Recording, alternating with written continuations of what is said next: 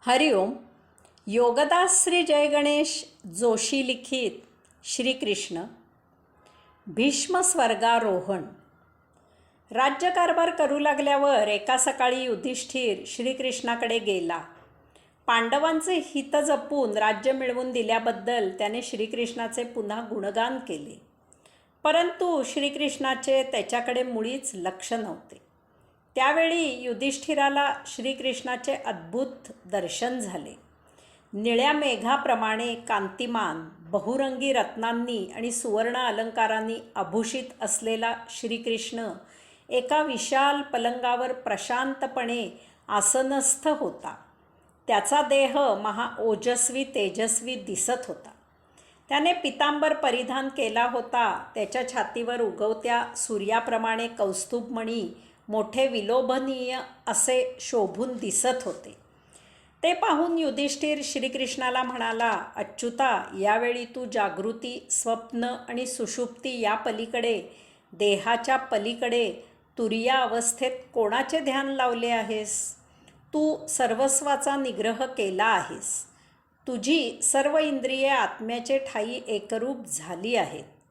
तुला शरण आलेला मी हे सर्व जाणून घेण्यासाठी जर तुला योग्य वाटत असेल तर ते मला सांगण्याची कृपा करावी. तुझ्यापुढे नतमस्तक झालेल्या मला याचे यथार्थ तत्त्व जाणून घ्यायची इच्छा आहे. श्रीकृष्ण स्मितहास्य करत म्हणाला, शांत होणाऱ्या अग्नीप्रमाणे शरशय्येवर पहुडलेल्या भीष्म यावेळी माझे चिंतन करत आहेत. यामुळे माझे लक्ष त्याच्याकडे लागलेले आहे. जो भीष्म मनाने बुद्धीचा संयम करून मला शरण आला आहे त्याच्याकडे मी आकर्षित झालो आहे. जो वेदज्ञानाने समृद्ध आहे त्याच्यात मी गुंतलो आहे. युधिष्ठिरा, भीष्म तीनही काळ आणि कालातीत असलेले सर्व काही जाणतो. 4 वर्ण, 4 आश्रम, 4 वेद, 4 यज्ञ, योग, सांख्य, चातुर्वर्ण्य यामधील धर्म आणि देश, जाती, कुल यांच्या धर्माची लक्षणे तू अवश्य विचारून घे. अलौकिक असा महापराक्रम करणाऱ्या भीष्माकडून तुला आणखी काही जाणून घ्यायचे असल्यास ते तू अवश्य जाणून घे. सूर्याचे लवकरच उत्तरायण सुरू होईल. त्यानंतर भीष्म स्वर्गात निर्वाण करेल. यास्तव भीष्माकडून तुला काही जाणून घ्यायचे असेल तर ते आत्ताच योग्य वेळी विचारून घे. युधिष्ठिर श्रीकृष्णाला म्हणाला, माधवा, आता जे तू मला सांगितलेस ते माझ्या हिताचेच आहे. यात काहीही शंका नाही. मी असेच करेन. परंतु गोविंदा, भीष्माचे लवकरच पृथ्वीवरून निर्वाण होईल. अशावेळी त्याला तुझे दर्शन झाले तर ते त्याच्या हिताचे होईल. यास्तव अच्युता, तूही माझ्याबरोबर यावे असे मला वाटते. यासाठी श्रीकृष्णाने संमती देताच युधिष्ठिर श्रीकृष्णाला घेऊन रथामधून युद्धभूमीवर जेथे भीष्म शरशय्येवर पहुडला होता तेथे गेला. तेथे तो गांगेय अनेक ऋषीमुनींनी वेढलेला होता. श्रीकृष्णाला पाहताच भीष्माने भावभक्तीने हात जोडून श्रीकृष्णाचे स्वागत केले. आपल्या प्रसन्न आणि गंभीर वाणीने श्रीकृष्ण भगवंत श्री योगेश्वर पुरुषोत्तमाची स्तुती केली. युधिष्ठिराने नमस्कार करताच त्याने युधिष्ठिराचे स्वागत केले. श्रीकृष्ण आणि युधिष्ठिराने सर्व ऋषीमुनींना विनम्रपणे नमस्कार केला. भीष्माचे श्रीकृष्णचरणी ध्यान लागलेले होते. त्या ध्यानावस्थेत त्याने श्रीकृष्ण स्तुती आरंभली.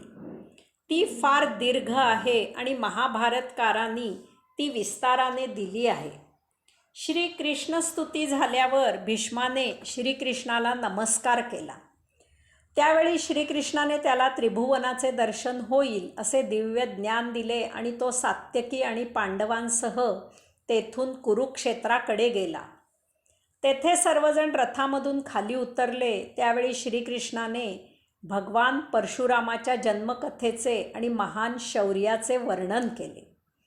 त्यावेळी भगवान परशुरामाला क्षत्रियांचा संहार का करावा लागला, तसेच पृथ्वी एकदाच निक्षत्रिय केली जाऊ शकते 21 वेळा कशी केली, या युधिष्ठिराने विचारलेल्या अतियोग्य अशा शंकेचेही निरसन करण्यासाठी पृथ्वी 21 वेळा निक्षत्रिय म्हणजे नेमके काय याचाही उलगडा श्रीकृष्णाने केला.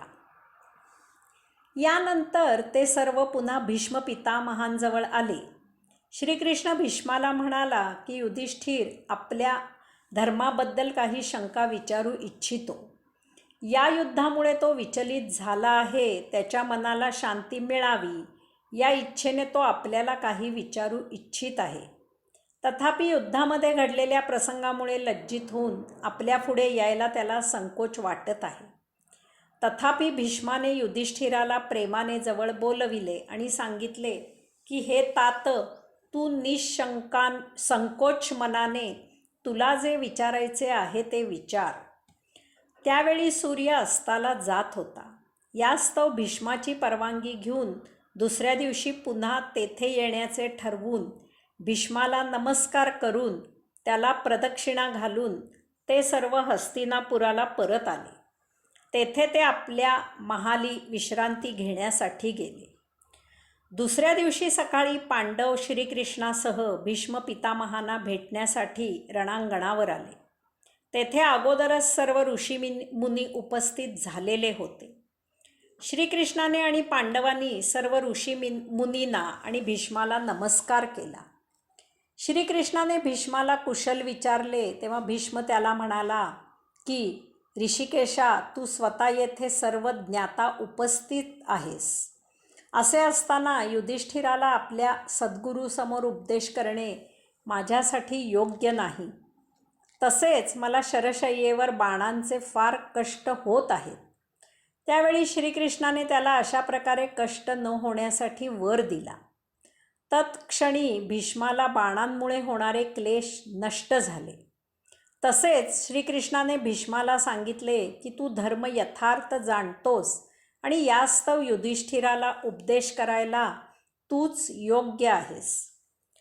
यानंतर भीष्माने युधिष्ठिराला प्रदीर्घ असा धर्माबद्दल फार सुंदर उपदेश केला. महाभारतकारांनी तो शांतीपर्व यामध्ये सविस्तर दिला आहे.